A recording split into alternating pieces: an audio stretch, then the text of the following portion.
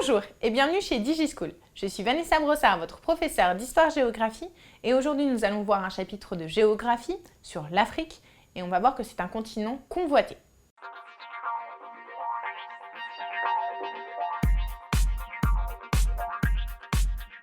Le continent africain est perçu comme en marge de la mondialisation.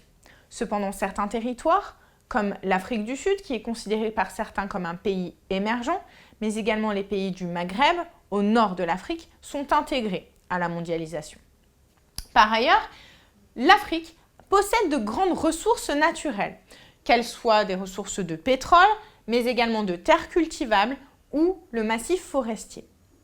Il faut alors comprendre que les pays occidentaux qui cherchent à obtenir une matière première qui est peu chère vont alors acheter des ressources naturelles de l'Afrique.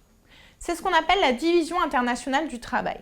Les pays occidentaux vont faire le processus de recherche. Les pays d'Asie, notamment les grands ateliers comme la Chine, vont produire.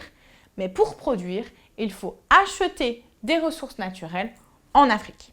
Par ailleurs, l'Afrique est un continent qui possède des pays émergents. Ces pays émergents sont des espaces qui sont en intégration totale avec la mondialisation et qui voient leur croissance économique monter en flèche. Il existe des partenariats économiques avec l'Afrique, notamment en lien avec la division internationale du travail, par exemple avec la Chine. La Chine achète ou loue un certain nombre de terres qui sont cultivables à l'Afrique. Cependant, les ressources, les terres, sont exploitées majoritairement par des firmes transnationales qui sont étrangères au continent.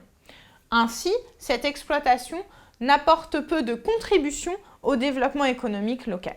Merci d'avoir regardé cette vidéo. N'hésitez pas à regarder les autres vidéos en lien avec le programme de terminale et à bientôt chez DigiSchool.